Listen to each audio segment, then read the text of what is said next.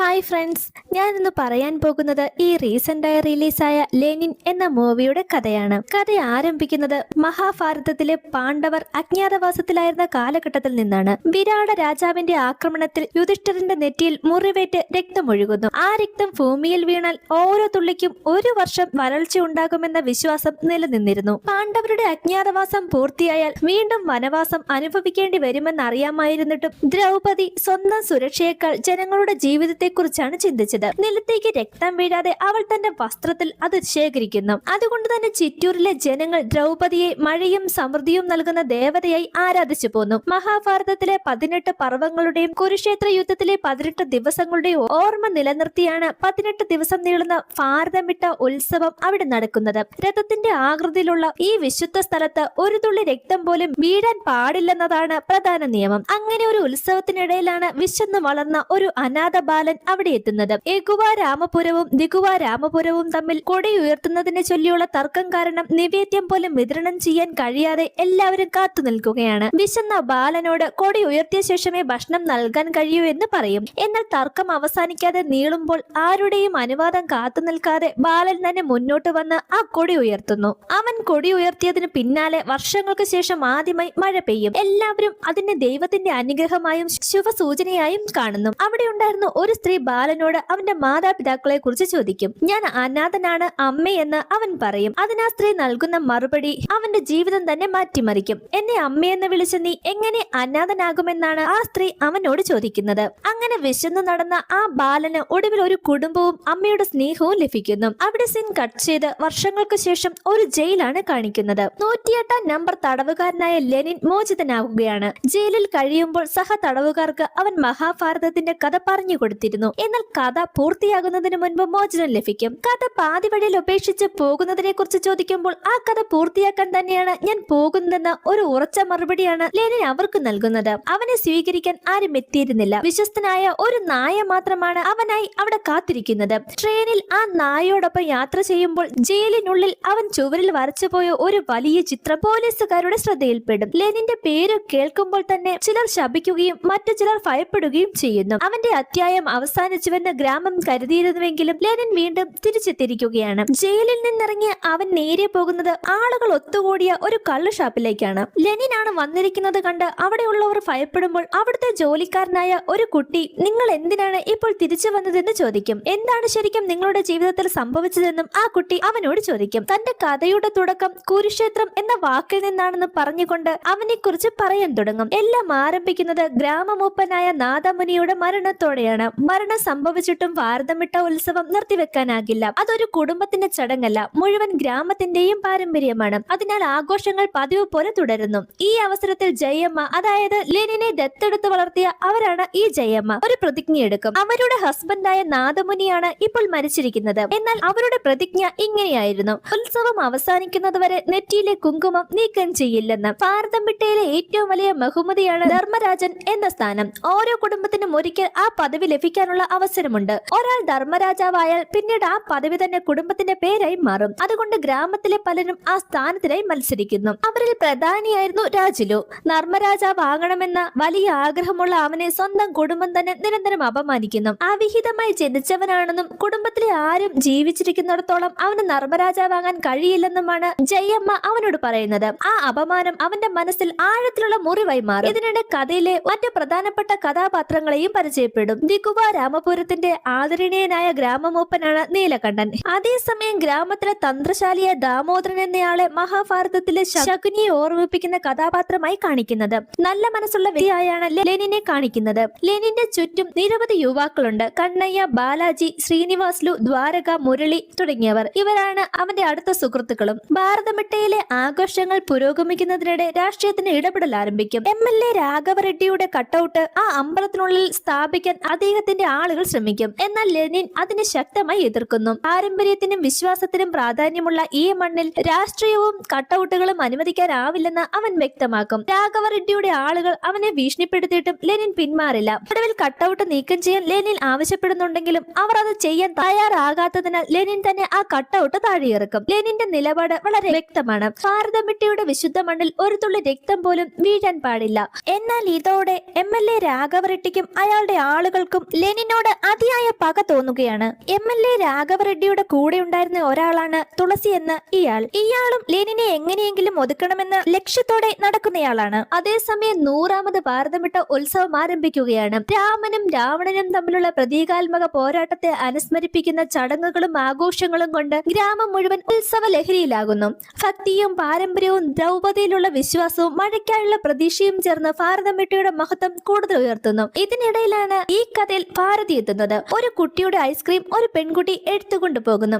ആ കുട്ടി നിന്ന് കരയുന്നത് കാണുമ്പോൾ ലെനിൻ കാര്യം അന്വേഷിക്കും. ഒരു ചേച്ചി എന്റെ ഐസ്ക്രീം തട്ടിപ്പറിച്ചെന്ന് ആ കുട്ടി അവനോട് പറയും. ആ പെൺകുട്ടി തന്നെയായിരുന്നു ഈ കഥയിലെ ഹീറോയിനായ ഭാരതി. നീലകണ്ഠന്റെ ഇളയ മകളായ ഭാരതി മദ്രാസിലാണ് വളർന്നത്. സ്വന്തമായി മക്കളല്ലാതിരുന്ന അമ്മാവനാണ് ചെറുപ്പം മുതൽ അവളെ വളർത്തിയത്. അവളെ അന്വേഷിച്ചെത്തുന്ന ലെനിൻ ഭാരതമിട്ടയിലെ വേദിയിൽ ദുര്യോധനന്റെ വേഷത്തിൽ നിൽക്കുന്ന ഭാരതിയെ ആദ്യമായി കാണും. അലങ്കരിച്ച വേഷവും കിരീടവും ധരിച്ച അവളുടെ രൂപം ലെനിനെ ആകർഷിക്കുന്നു. അവൾ ദുര്യോധനനായി ഒരു നാടകത്തിൽ വേഷമിട്ടിരുന്നു. വീണ്ടും പരസ്പരം കാണുന്ന ഓരോ നിമിഷത്തിലും അവരുടെ മനസ്സിൽ പ്രണയത്തിന്റെ ആദ്യ ചലനങ്ങൾ രൂപപ്പെടും. ഭാരതമിട്ടയിലെ നാടകത്തിൽ ഭാരതിയുടെ പ്രകടനം എല്ലാവരുടെയും ശ്രദ്ധ നേടും. കുടുംബത്തിനും അവളെക്കുറിച്ച് വലിയ അഭിമാനമാണ്. പിന്നീട് നീലകണ്ഠൻ ലെനിനോട് ഭാരതിയെ സുരക്ഷിതമായി വീട്ടിലെത്തിക്കണമെന്നും ആവശ്യപ്പെടുന്നു. അങ്ങനെ ഇരുവരും ഒരുമിച്ച് യാത്ര ചെയ്യും. ഇതോടെയാണ് അവരുടെ ബന്ധത്തിൽ പുതിയൊരു അടുപ്പം ആരംഭിക്കുന്നത്. പരസ്പരം തമാശ പറഞ്ഞും സംസാരിക്കുന്നതിനിടെ സൗഹൃദം പതിയെ പ്രണയമായി മാറും. ഉത്സവത്തിന്റെ 4ാം ദിവസം ചൂതാട്ടത്തിൽ നഷ്ടപ്പെട്ട ഒരാളുടെ വളകൾ ഭാരതി എടുത്തുകൊണ്ടോടുന്നു. അത് തിരികെ പിടിക്കണമെന്നാവശ്യപ്പെട്ട് ദാമോദരനും സംഘവും ഭാരതിയെ വെല്ലുവിളിക്കും. ഭാരതിക്ക് വേണ്ടി ലെനിൻ ആ ചൂതാട്ട മത്സരത്തിൽ പങ്കെടുക്കുന്നു. മത്സരത്തിൽ ദാമോദരന് തോൽവി സമ്മതിക്കേണ്ടി വരും.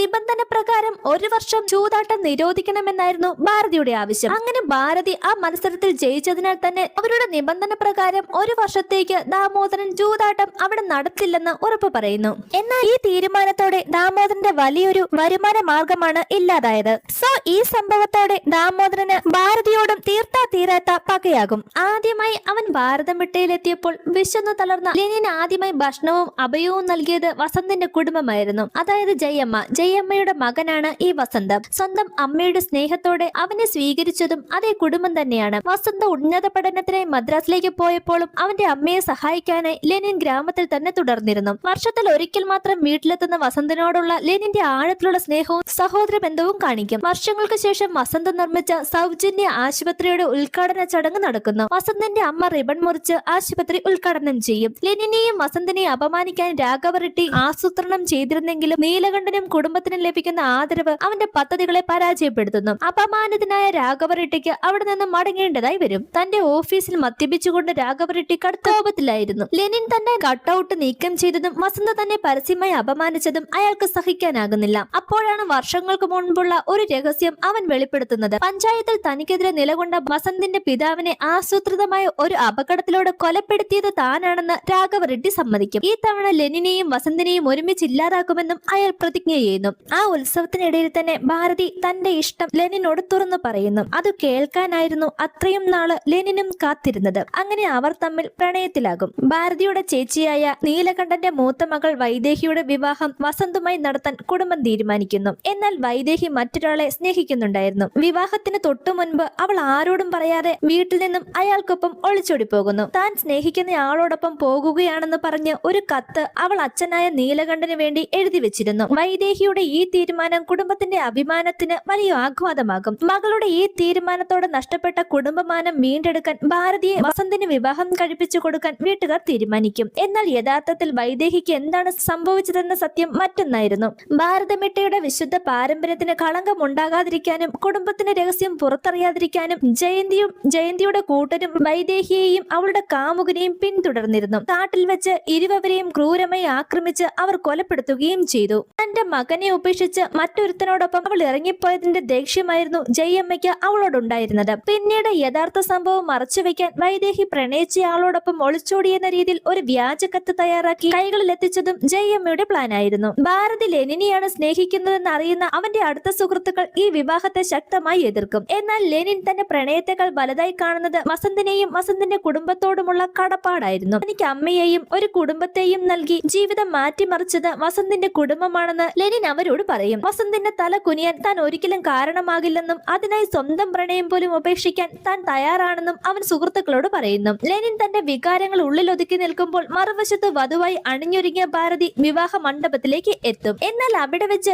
എല്ലാവരെയും ഞെട്ടിച്ചുകൊണ്ട് അവൾ തന്റെ മനസ്സിലുള്ള സത്യം തുറന്നു പറയുന്നു. താൻ സ്നേഹിക്കുന്നത് ലെനിനെയാണെന്നും ഈ വിവാഹത്തിന് തനിക്ക് സമ്മതമല്ലെന്നും ഭാരതി വ്യക്തമാക്കും. വൈദേഹിയെ കാണാതായപ്പോൾ അവളെ കണ്ടെത്താൻ ശ്രമിക്കുന്നതിന് പകരം കുടുംബം സംരക്ഷിക്കാൻ ശ്രമിച്ചത് സ്വന്തം ബഹുമാനം മാത്രമാണെന്നും അവൾ അവളുടെ അച്ഛനോട് ചോദിക്കും. തന്റെ വിവാഹത്തെക്കുറിച്ച് എല്ലാവരും തീരുമാനിച്ചെങ്കിലും ഒരിക്കൽ പോലും തന്റെ അഭിപ്രായം ആരും ചോദിച്ചില്ലെന്നും അവൾ തുറന്നു പറയുന്നു. താൻ ഒരു വസ്തുവല്ലെന്നും സ്വന്തം ജീവിതത്തെക്കുറിച്ച് തീരുമാനിക്കാനുള്ള അവകാശം തനിക്കുണ്ടെന്നും ഭാരതി വ്യക്തമാക്കും. എല്ലാവരും അമ്പരന്ന് നിൽക്കുമ്പോൾ വസന്ത ഭാരതിയെ ശിക്ഷിക്കുകയോ അപമാനിക്കുകയോ ചെയ്യുന്നില്ല. മറിച്ച് അവളുടെ സമ്മതം പോലും ചോദിക്കാതെ വിവാഹം നടത്താൻ ശ്രമിച്ചതിൽ തനിക്ക് തന്നെ കുറ്റബോധമുണ്ടെന്ന് അവൻ സമ്മതിക്കുന്നു. ഒടുവിൽ എല്ലാവരുടെയും മുന്നിൽ വസന്ത ഒരു വലിയ തീരുമാനം പ്രഖ്യാപിക്കും. ഭാരതിയും ലെനിനും തന്നെയാണ് വിവാഹിതരാകേണ്ടത്. അങ്ങനെ വസന്ത അവരുടെ പ്രണയത്തിന് വഴിയൊരുക്കുന്നു. ഉടനെ തന്നെ ഭാരതിയുമായി അവൻ ലെനിന്റെ അടുത്തേക്ക് പോകുന്നു. അവിടെ വെച്ച് ലെനിനോടും ഭാരതിയോടും മാപ്പ് ചോദിച്ച് വസന്ത ഭാരതിയെ അവന്റെ കൈകളിൽ ഏൽപ്പിക്കും. എന്റെ വിവാഹമല്ല, പകരം നിങ്ങളുടെ വിവാഹമാണ് നടക്കേണ്ടതെന്നും അവൻ സന്തോഷത്തോടെ അവരോട് പറയും. ഇങ്ങനെ വസന്ത അവരുടെ പ്രണയത്തിന് വഴിയൊരുക്കുന്നു.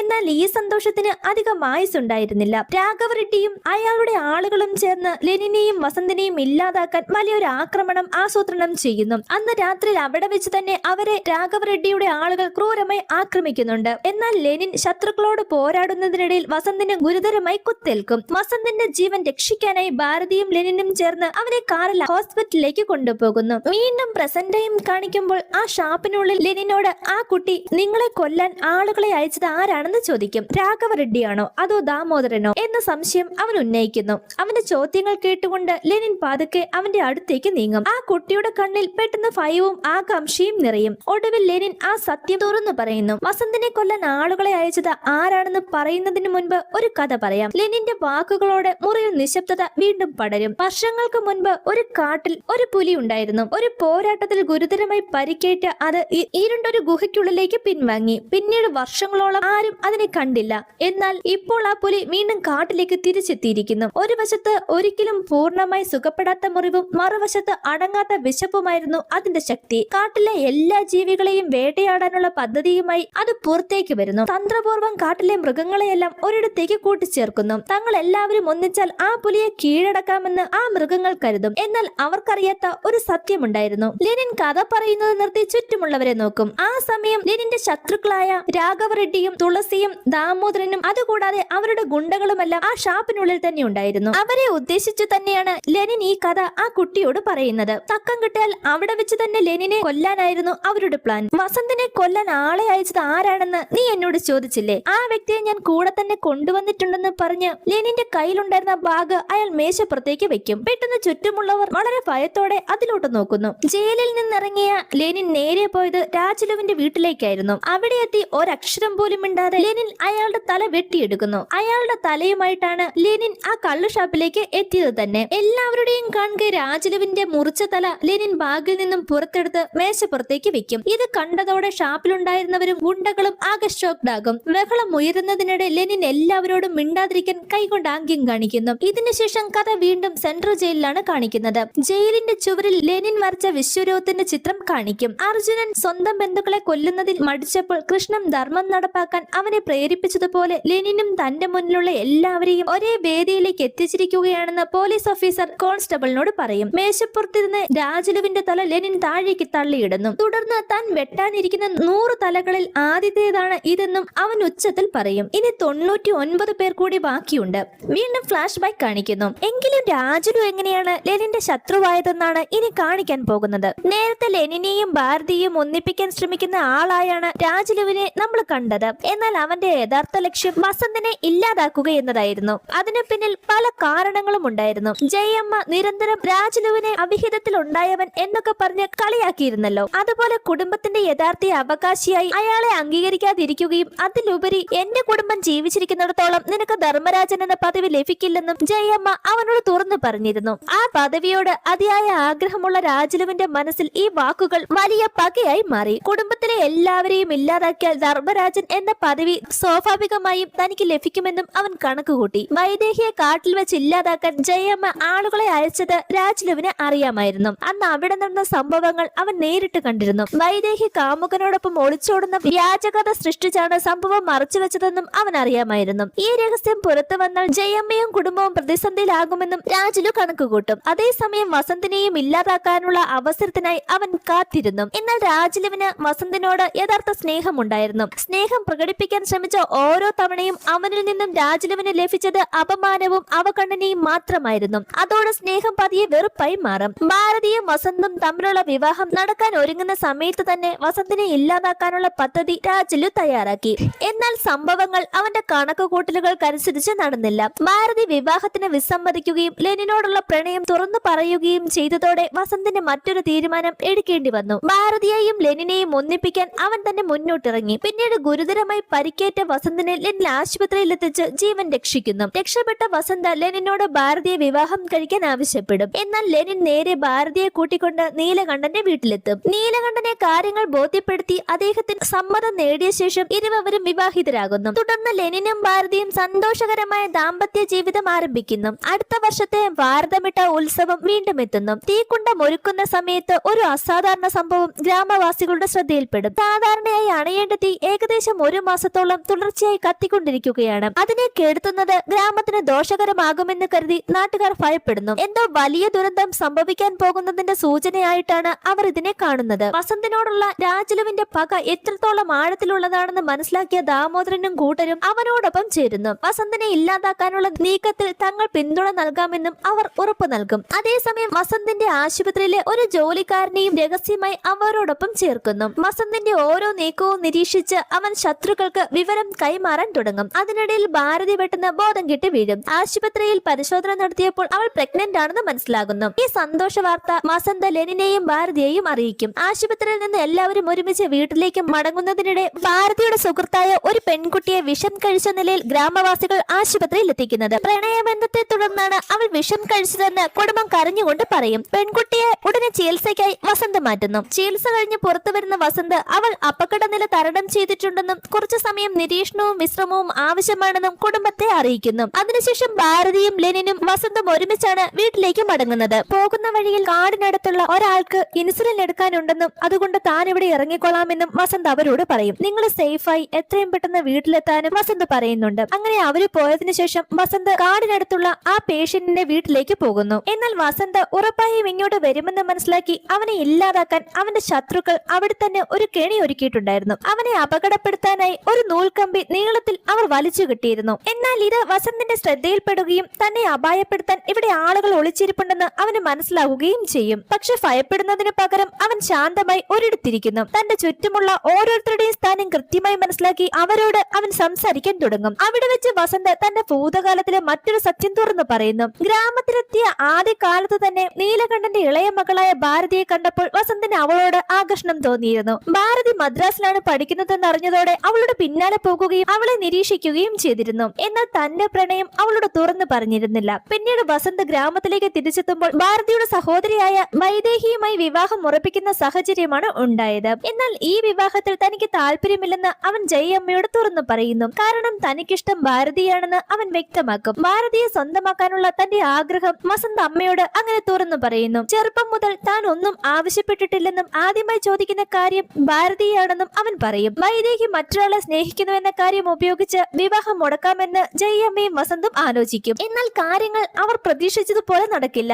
വൈദേഹി സ്നേഹിച്ചിരുന്നത് വസന്തിനെ തന്നെയായിരുന്നു. ഭാരതിയെ തനിക്ക് ഇഷ്ടമാണെന്ന് പറഞ്ഞാൽ വൈദേഹി വസന്തിനോടുള്ള ഇഷ്ടം തുറന്നു പറയും. അതുകൊണ്ട് തന്നെ വസന്തിന് ഭാരതിയെ സ്വന്തമാക്കാൻ കഴിയില്ല. അതുകൊണ്ട് അവൾ മറ്റൊരാൾക്കൊപ്പം ഒളിച്ചോടിപ്പോയെന്ന് കഥയുണ്ടാക്കി അവളെ കൊല്ലണമെന്നും വസന്ത് ജയമ്മയോട് പറയുന്നു. അങ്ങനെ വസന്തിന്റെ നിർദ്ദേശപ്രകാരമായിരുന്നു ജയമ്മ ആളുകളെ അയച്ച് വൈദേഹിയെ കൊല്ലിക്കുന്നത്. എന്നാൽ ഇത്ര പദ്ധതികൾ തയ്യാറാക്കിയിട്ടും അവസാന നിമിഷം ഭാരതി ലെനിനോടുള്ള പ്രണയം തുറന്നു പറഞ്ഞതോടെ വസന്തിന്റെ കണക്കുകൂട്ടലുകൾ തകരുന്നു. സാഹചര്യങ്ങൾ അവനെ കൊണ്ട് തന്നെ ഭാരതിയെയും ലെനിനെയും ഒന്നിപ്പിക്കേണ്ട നിലയിലേക്കും എത്തും. എങ്കിലും അവന്റെ മനസ്സിലെ പക ഒരിക്കലും അവസാനിച്ചിരുന്നില്ല. ഭാരതി ലെനിനോടുള്ള ഇഷ്ടം തുറന്നു പറയുന്ന സമയത്ത് അവളുടെ ഫ്രണ്ടായ ഒരു പെൺകുട്ടി വസന്തിനെ കളിയാക്കി ചിരിക്കുന്നുണ്ട്. ഇത് കാണുന്ന വസന്തിന് അവളോടും അതിയായ പക തോന്നുന്നു. ആ പെൺകുട്ടിയെയായിരുന്നു ഇപ്പോൾ വിഷം കഴിച്ച രീതിയിൽ ഹോസ്പിറ്റലിൽ എത്തിച്ചിരിക്കുന്നത്. അവളോടുള്ള പക മൂലം ഈ കാര്യങ്ങളെല്ലാം വസന്ത് അവളോട് തുറന്നു പറഞ്ഞതിനു ശേഷം ആ ഹോസ്പിറ്റലിൽ വെച്ച് തന്നെ ആരും കാണാതെ ഒരു തലയണ കൊണ്ട് അവളുടെ മുഖത്തമർത്തി അവളെ അവിടെ വെച്ച് ശ്വാസം മുട്ടിച്ച് കൊല്ലുകയും ചെയ്യുന്നു. ഈ കാര്യങ്ങളും വസന്ത്